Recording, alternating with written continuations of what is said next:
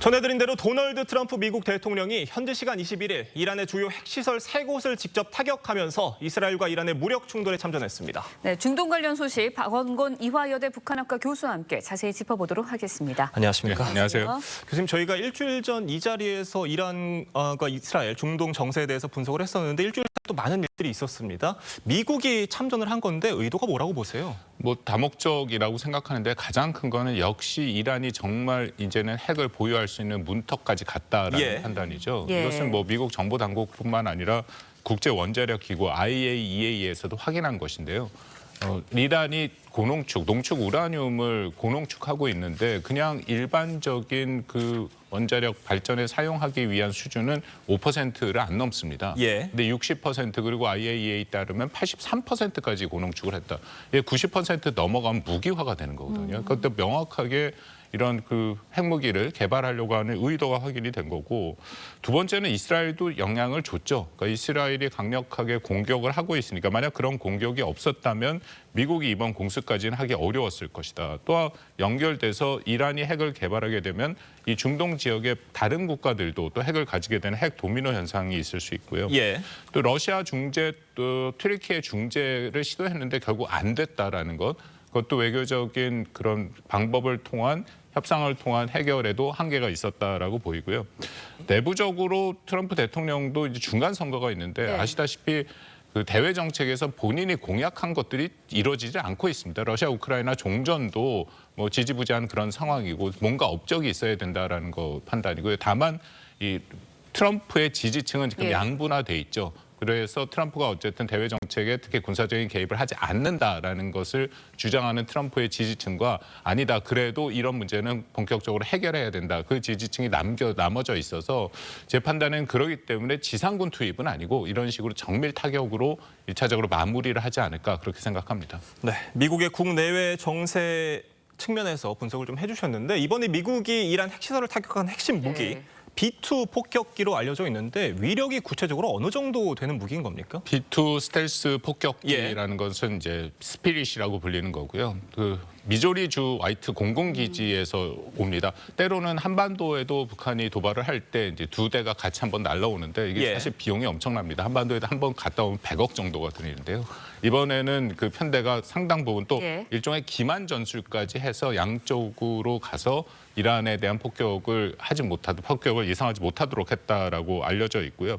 이것은 이번에 나온 그 벙커버스터 GBU-57이라는 것, 이번에 확실하게 이란의 핵시설을 파괴하는 포르도와 나탄즈에 떨어뜨린 이 무기를 떨어뜨릴 수 있는 그 가져가서 공격할 수 있는 유일한 그런 전투기 B2죠. 가장 첨단 전투기가 동원이 됐다라고 판단이 되고요. 그래서 말씀드린 것처럼 포르도 지역은 지하 안반이 워낙 깊기 때문에 이게 90m 밑에까지 있다라고 하더라고요. 그래서 GBU-57 같은 경우에는 60m 정도가 이제 관통 능력이 있는데 그래서 여기에 12발을 투하를 했죠. 12발을 투하하니까 아마도 그 바닥까지 다 내려가서 그 시설을 공격했을 가능성이 매우 높다라고 판단이 됩니다. 네, 일단은 미국에서는 이란의 지하 핵시설 3곳을 정확하게 완전히 파괴했다라고 밝혔습니다. 하지만 말씀하신 것처럼 지하 90m 아래에 있거든요. 그렇다 보니까 이란에서는 일부만 파괴를 했다라고 이야기를 하고 있거든요. 사실상 얼마나 파괴가 됐다고 보세요? 어저께 피터 헤그세스 국방장관이랑 댄케인 합참의장이 직접 기자들 앞에서 브리핑을 했는데 거기서 영어로 BDA라 해갖고 실질적인 어느 정도 파괴를 했는지는 좀 시간이 걸린다. 정확하게 판단하는 거. 근데 제가 이야기는 미국 군사작전을 할 때 충분한 시뮬레이션을 합니다. 그래서 그 포로도 지역 같은 경우에는 말씀드린 지하 90m 밑에 있다라기 때문에 GBU를 몇 개 정도를 어느 수준에서 떨어뜨려야 되는지가 다 시뮬레이션이 됐고 그것에 최종적으로 12발이 떨어진 거라고 판단이 되거든요. 그렇다면은 그 시설은 사실상 상당 부분 파괴가 됐을 가능성이 높은데 단 하나 뭐 이미 이란에서는 이런 얘기가 나왔는데 자신들이 갖고 있는 고농축 우라늄을 그 미국의 공습을 대비해서 이미 다른 지역으로 옮겼다. 한 400kg 정도 된다라고 알려져 있거든요. 그렇다면은 그것은 좀 다른 문제가 되죠. 근데 중요한 것은 이 핵심 3개 시설에 대해서 타격을 줬기 때문에 뭐 나중에 이란이 다시 복귀를 하긴 합니다만 상당한 시간이 걸릴 수밖에 없다라는 판단이 있습니다. 이란의 최고 지도자 알리 헤메네이, 미국이 입는 피해가 이란보다 클 것이다 라면서 보복을 예고했는데 지금 이란이 입은 피해가 막심하잖아요. 실제로 보복에 나설 가능성 얼마나 있다고 뭐 보십니까? 보복을 어떤 형태로든지 해야겠죠. 예. 특히 이란의 국가 특징이 방금 하메네이 신정 국가 형식이기 때문에 최고 예. 종교 지도자 또 이란의 뭔가 자존심이 굉장히 많이 훼손된 이런 상태 아닙니까?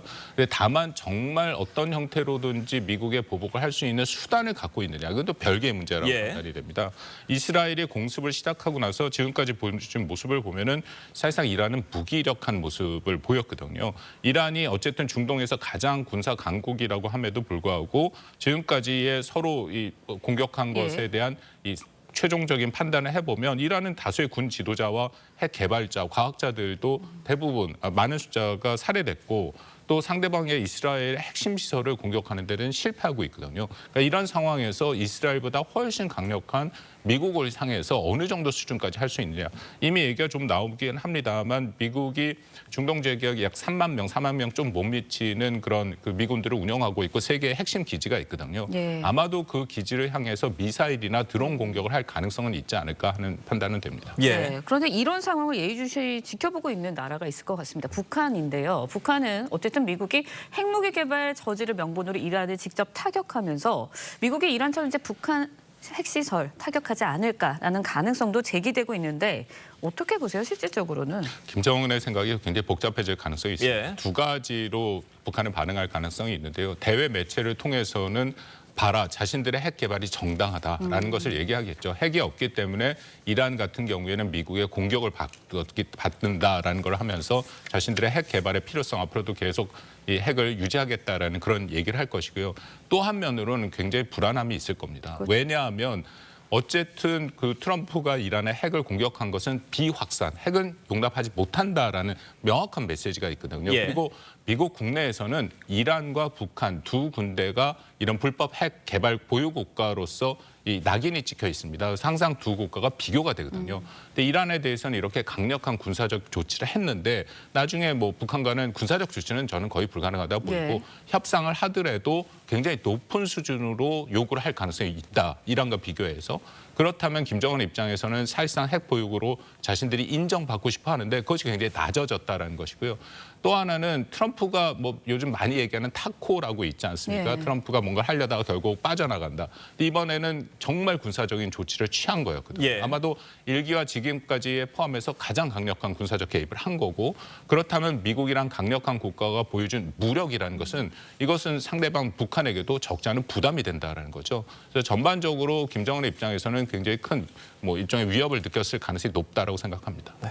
북한 김정은 위원장에게 많은 생각이 들게 할 것이다라는 설명이셨는데 앞으로 이란의 대응에 따라서 미국과 이스라엘의 움직임도 달라질 텐데 그에 따른 중동 안보 예. 질서도 크게 뒤바뀔 것으로 보입니다. 확전 우려도 여전히 큰 상황이라고 봐야 되나요? 확전 우려도 예. 있죠. 말씀드린 것처럼 이란 뭐 결국은 협상에 나오지 않을까 싶은데 예. 협상에 네. 나오기 위해서도 나름대로 명분이 필요하거든요. 그렇다면 이것은 일정 네. 수준 저쪽 미국이나 이스라엘에 대해서 반격을 하고 또 자신들의 최소 한도의 이 자존심을 지킨 후에 나와야 되는데 그 와중에 부딪히는 상황에서의 확전의 가능성도 있다. 그런데 다만 말씀드린 것처럼 이란이 갖고 있는 군사적인 수단은 굉장히 제한된다라고 말씀을 드립니다. 왜냐하면 이미 알려진 것처럼 프락시라고 하죠. 이란의 예. 시아파의 그 같이 움직였던 뭐 헤즈볼라든지 하마스라든지 또 시리아에 있는 이란 그 시아파 민병대 같은 것이 사실상 괴멸됐거든요. 그래서 군사적으로 또 지상 작전을 할 수 있는 능력이 제한되기 때문에 이란의 군사적인 옵션은 상당히 줄어들었다라고 판단이 됩니다. 네,